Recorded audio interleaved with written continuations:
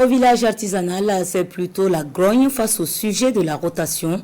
L'association technique de la cire est mécontente de la liste retenue par la Chambre des métiers du Burkina pour occuper les ateliers de bronze. Cette dernière aurait été établie sur la base de sous-traitance. Un point de vue exposé au cours d'un point de presse que nous résument Nongba Kouda et Nyarkiteda. Tous des spécialistes du bronze par la technique de la cire perdue. Ils disent détenir le monopole depuis des décennies.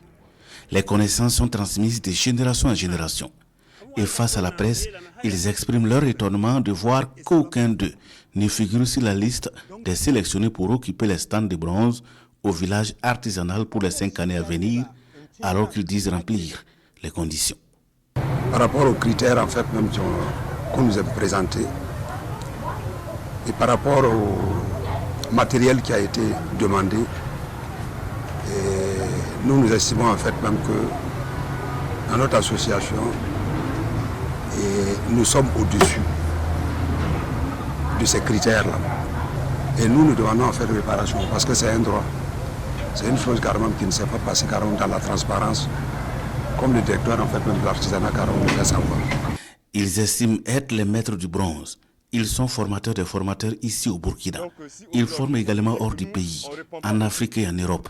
Le vice-président de l'association Malik Gira est un exemple pour eux. Nous avons des sculptures qui sont prêtes à être vendues et qui répondent vraiment aux critères commerciaux.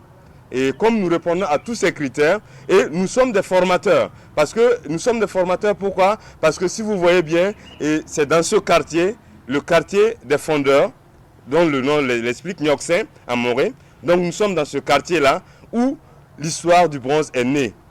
Donc si aujourd'hui on nous dit que nous, on ne répond pas aux critères et que c'est à partir de ce quartier que tout a été formé, que tout a commencé et qu'aujourd'hui on nous dit qu'on ne répond pas aux critères, là franchement on ne comprend plus rien.